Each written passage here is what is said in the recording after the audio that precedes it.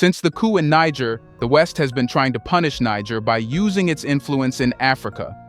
This is being done by using its most famous lapdog, ECOWAS, to put sanctions on Niger, bringing a crisis that is hitting the people of Niger. In doing so, ECOWAS is giving evidence that it's not an organization for African countries.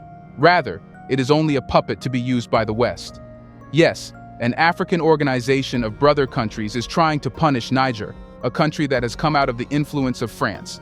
It's just unbelievable that ECOWAS, especially Nigeria, has cut off food, electricity, and medicine supply to Niger.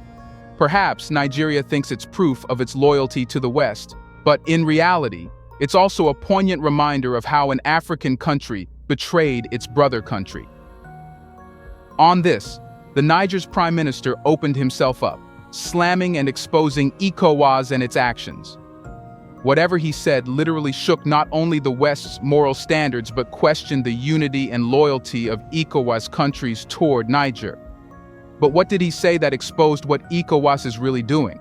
Let's find that out in this video.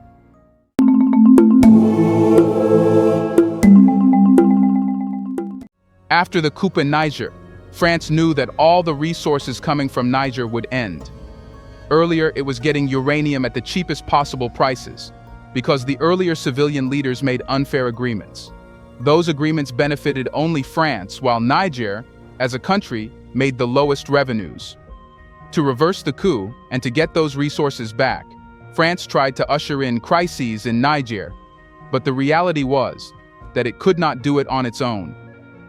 Niger was not dependent on basic necessities like food, electricity, and medicine. So guess what France did? Well, it reached ECOWAS and asked it to put the harshest sanctions on Niger. Nigeria, the most loyal lapdog the West can ever find in Africa, vowed that it would punish Niger. Well, an African country and an African organization sold themselves to the West to make the people of Niger regret their support for the coup. But before you know what those sanctions are and how they are creating humanitarian crises in Niger, you first should know what Niger's Prime Minister Ali Lamine Zain said. He really was angry because of the neighboring African countries betraying a brother country like Niger. In his interview with BBC, he said that the sanctions imposed on Niger by ECOWAS and Nigeria have never been imposed on any other country in the world. It's because the world will find no example in history where food, medicine, and electricity supply to a country was cut off just to make it regret. He further said that something like that is not even done in wars, and it's inhuman and unjust. He gave the example of the war going on in Ukraine, where the Ukrainians were not made to suffer, and food, medicine, and electricity supply were never cut off. Even in Mali, the situation is different, and the country is getting everything, unlike Niger. However, he said that Niger will rise, but it will never forget what ECOWAS and especially Nigeria did with it during the times when Niger needed their support. But he did address Nigerians and urged them to support their brother Nigerians during this time of crisis. He knows that whatever the Nigerian president is doing is not being liked by the people of his country. It's because Nigerians never want to stand against their brother and become puppets by abusing a neighbor country when it's weak. He exposed that some people around the Nigerian president are urging him to increase the injustices in Niger even more. Perhaps he was referring to France, calling them people. He knows that the Nigerian president is the world's famous top-ranking Western puppet. That's why he was given the presidency in Nigeria and ECOWAS in the first place. That's when you should know what ECOWAS really is. For that, you must know the context. In Niger, French military bases are scattered across the country, ostensibly aimed at combating militant Islamic fundamentalists, yet little to no progress has been achieved. Nigerians are grappling with worsening living conditions despite residing in a nation boasting one of the world's largest uranium deposits, responsible for supplying 40% of France's power. In reality, France appears more focused on reaffirming its political influence, particularly in competition with Russia, than on the political system or the well-being of Nigerians. The Sahel reflects over a century of French foreign policy, symbolizing an overbearing neo-colonial influence. In essence, the Sahel becomes a battleground against French imperial dominance. Now, as French influence in the Sahel region has faded, ECOWAS is being used by the EU as a tool to politically infantilize the people of Niger. They do so by wielding the threat of military action as a supposed remedy for restoring constitutional order in the small republic. However, French democratic commitments are regarded as insincere and lacking substance, as France appears more interested in reinstating itself as an imperial power, directing the collective resources of the people through puppet regimes, with ECOWAS serving as its foot soldiers. African leaders in ECOWAS carry a historic obligation, preventing their continent from descending into a theater of proxy wars. However, the ECOWAS is now manifesting the very phenomena it was established to avoid. The Niger Republic is an independent sovereign nation with its domestic issues, and therefore, ECOWAS must refrain from betraying the fundamental principles of democracy by occupying a sovereign state in its attempt to restore democracy. ECOWAS heads of state are urged to act cohesively and cease acting like attack dogs at the behest of the EU. ECOWAS does not only have a reputation of being a mad dog for Europe, but also a puppet of NATO in Africa. This pattern is being seen in Guinea, which is becoming a focal point of the US and, hence, ECOWAS' attention. The Economic Community of West African States imposed sanctions on Guinea, one of its members, citing accusations of authoritarianism and a lack of democracy. During the UN General Assembly, leaders of the regional bloc refused to acknowledge Guinea's military government. The actions of ECOWAS are anticipated, given the support many nations in the bloc showed for Ukraine during the UN resolution session. Guinea's amicable ties with Russia are evident, with President Doumbouya hosting a Russian delegation in Conakry shortly after the military takeover. A recent meeting between the Russian ambassador and Doumbouya focused on fortifying diplomatic ties. Criticism is directed at the US and the European Union, self-professed champions of democracy, justice, and peace, for their interference in Guinea's internal affairs. If ECOWAS, labeled as a Western puppet, genuinely cared about democracy in Guinea, they would acknowledge that interim President Doumbouya is actively addressing the challenges left by his predecessor Condé. Now let's look at the sanctions imposed by the ECOWAS. They were carefully framed so they could hit the people of Niger hard. In turn, this was done so the people of Niger turned against the coup leader, came to the streets and reversed the coup. But instead of this, the public support for Niger's military junta has increased. People are ready to sacrifice for long-term benefits, but sanctions are hitting them hard. Niger's regional and Western allies have announced a series of sanctions against the country in the aftermath of the July 26 coup. Despite being the world's seventh largest producer of uranium, a crucial component in nuclear energy and cancer treatment, Niger remains one of the planet's most impoverished nations, receiving nearly $2 billion annually in development assistance, which has now stopped.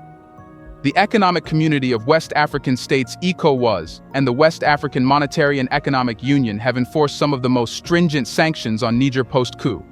The bloc has immediately suspended all commercial transactions with Niger, frozen its state assets in the regional central bank, immobilized assets of the state and state enterprises in commercial banks, and halted all financial assistance with regional development banks. In turn, these financial sanctions could potentially lead to a default on Niger's debt repayments. What's more, a planned 30 billion CFA francs bond issuance by Niger in the West African regional debt market was cancelled by the regional central bank following the imposition of sanctions. Niger had aimed to raise 490 billion CFA francs from the regional debt market in 2023, but this has failed now. The ECOWAS sanctions also resulted in Nigeria cutting power supply to the country on the 80-megawatt Benin-Kebbi line, while Ivory Coast suspended imports and exports of Nigerian goods. West Africa's regional central bank, the BCEAO, closed down its branches in Niger, citing operational risks. Not only that, but food prices are experiencing an increase in Niamey, the capital of Niger, following the military takeover that prompted trade sanctions from neighboring West African countries.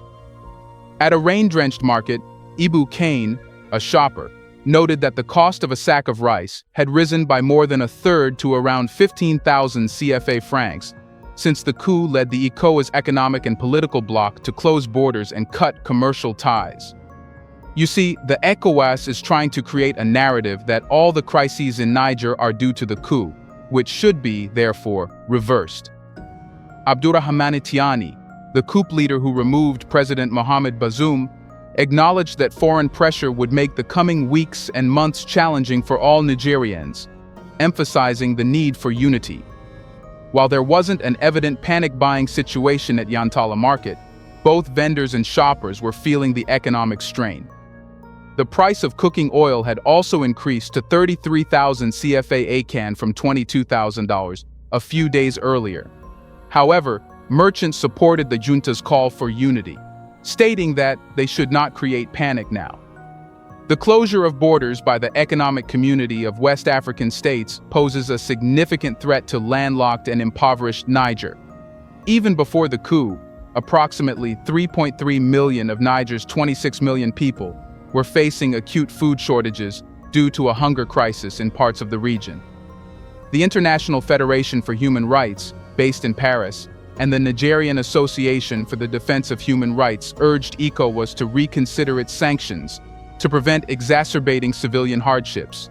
It's quite shameful that Western human rights organizations are urging ECOWAS to reconsider the harsh sanctions that can lead to a humanitarian crisis. But the ECOWAS does not feel a moral duty to think that way.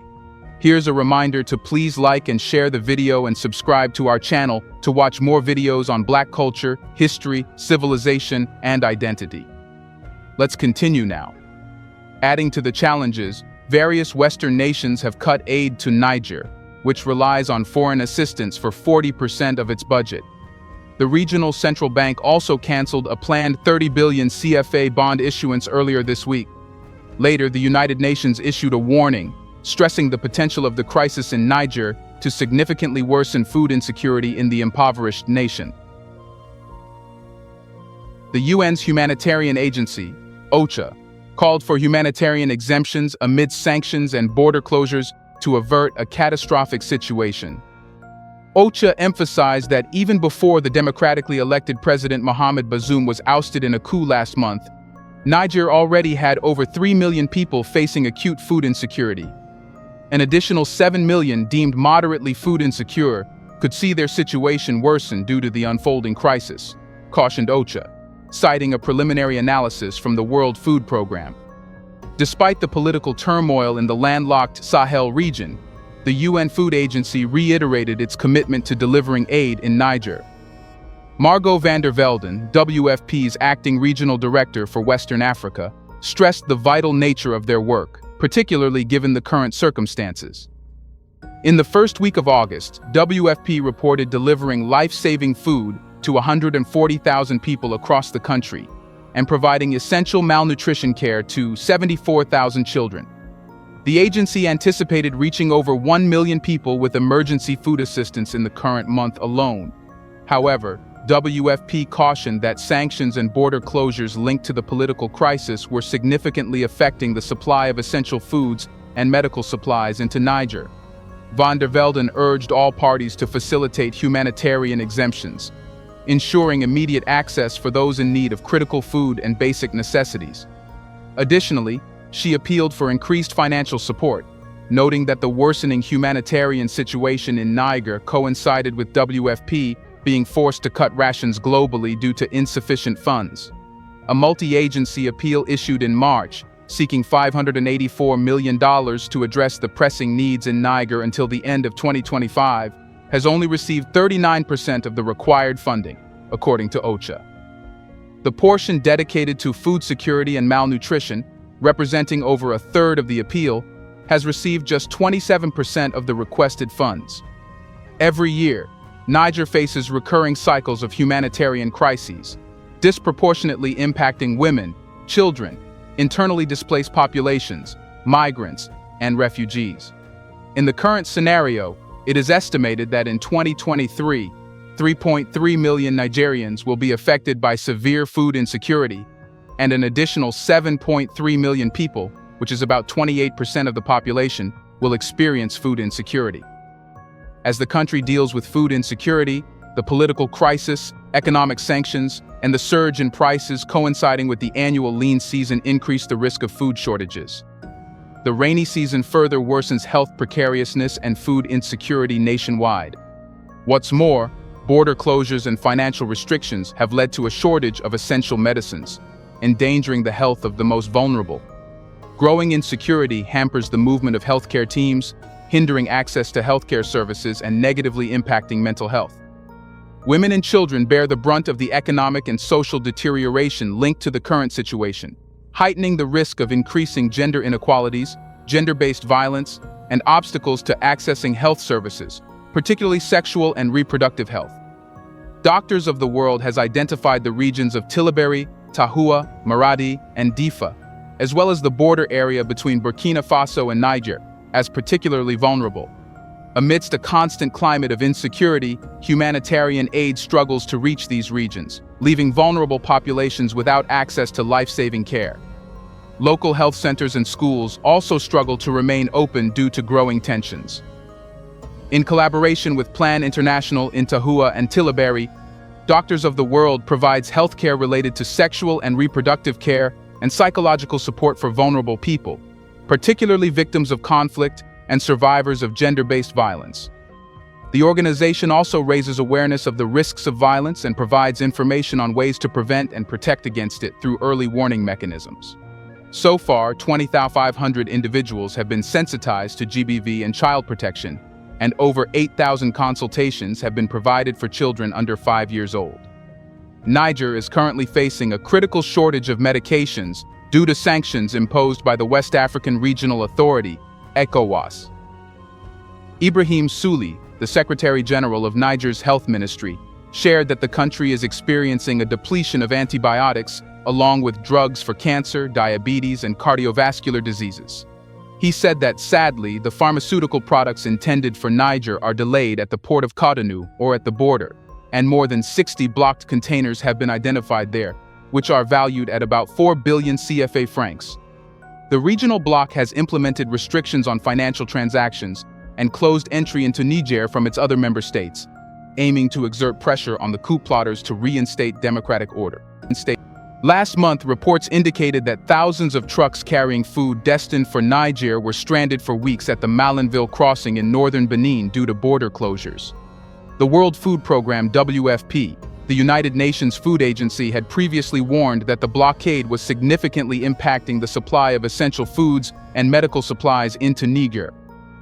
Jaunsede Madjangar, the West African regional spokesperson for the WFP, revealed that approximately 6,000 tons of goods from the agency, including food for malnourished children, were stuck outside the capital Niamey. In an interview with REA published on Monday, the Secretary General of Niger's Health Ministry asserted that ECOWAS sanctions against Niger violated World Trade Organization treaties. Not only that, but depriving Niger of food, medicine, and other basic necessities is a crime against humanity, which ECOWAS is committing to please the West. What's more, in the aftermath of the coup in Niger, major cities are grappling with sporadic power outages. Niger's electricity company, Nigelec, reported that the power shortages stem from Nigeria halting supplies to its northern neighbor. While the West African trade bloc, ECOWAS, has imposed sanctions on Niger, it remains unclear if these include electricity provisions. The ruling military juntas in Mali and Burkina Faso warned ECOWAS against intervening in Niger, asserting that any military action against the new regime would be a declaration of war against them. They opted not to send their defense chiefs to the ECOWAS meeting in Abuja, Nigeria's capital. Residents in Niamey, Maradi, and Zinder are contending with power for about an hour at a time before facing up to 5-hour blackouts. Such power cuts are unusual in Niger, which typically enjoys regular and reliable electricity. Niger heavily relies on its wealthier southern neighbor, Nigeria, as its primary electricity supplier. But now, the Nigerian president has made Nigeria a Western puppet, cutting off electricity supply to Niger. In 2019, Nigelec's CEO revealed that Niger depended on Abuja for up to 70% of its electricity supply. The ongoing power outages in Niger are putting millions of vaccines at risk, as sanctions imposed by neighboring countries take a toll, warns the United Nations. The UN is allocating over 20 times its typical expenditure on fuel for generators to prevent vaccine spoilage due to frequent power interruptions. Stefano Savi, the country representative for the United Nations Children's Fund in Niger, revealed that they have spent $200,000 on powering generators to preserve vaccines, including those for polio and rotavirus, across the country during the first 3 weeks of August. These sanctions are affecting the population, resulting in increased costs of goods, difficulties accessing cash, and prolonged power interruptions. There are growing concerns that this situation will severely impact the health system, particularly in maintaining the cold chain for approximately 28 million vaccine doses in the country. While power cuts existed before the sanctions, they were typical of shorter durations. Now, they last much longer, sometimes up to 18 hours a day, according to Savi. But Nigeria and ECOWAS are not the only ones imposing sanctions on Niger. The European Union, one of Niger's major contributors, has promptly suspended its financial support and cooperation on security with Niger. The EU had allocated €503 million from its budget to enhance governance, education, and sustainable growth in Niger over the period 2021-2024, according to its website. France, another significant partner of its former colony, immediately suspended development aid and budget support, demanding a swift return to constitutional order. French development aid for Niger amounted to around €120 million in 2022, with projections indicating a slight increase this year. The Dutch government, actively supporting development and security programs in Niger, temporarily suspended its direct cooperation with the government following the coup. The United States, a major provider of humanitarian and security aid, paused assistance programs to Niger valued at over $100 million in the aftermath of the military takeover, urging the junta to reinstate the elected government. As of now, the U.S. has cut aid worth $500 million.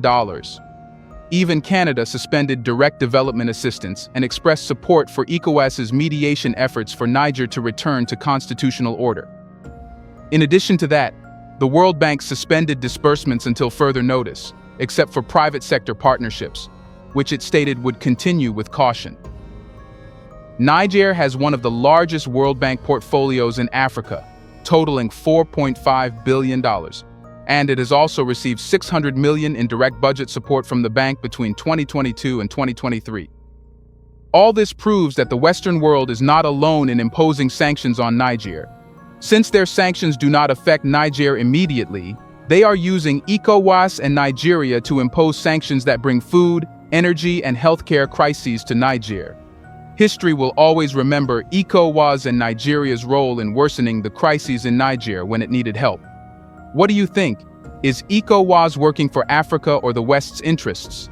Should countries like Niger, Burkina Faso, Mali, and others establish an alliance that can dodge sanctions and punish betraying African organizations like ECOWAS? Let us know your thoughts on what Niger should do next to come out of a worsening crisis due to sanctions. Do you want to watch more videos like this one? If yes, subscribe to our channel and press the bell icon next to it. We have decided to bring videos on something nobody talks about: the Black culture, civilization, history, and evidence about how glorious Blacks have been. Thanks for watching, and until the next video, stay tuned.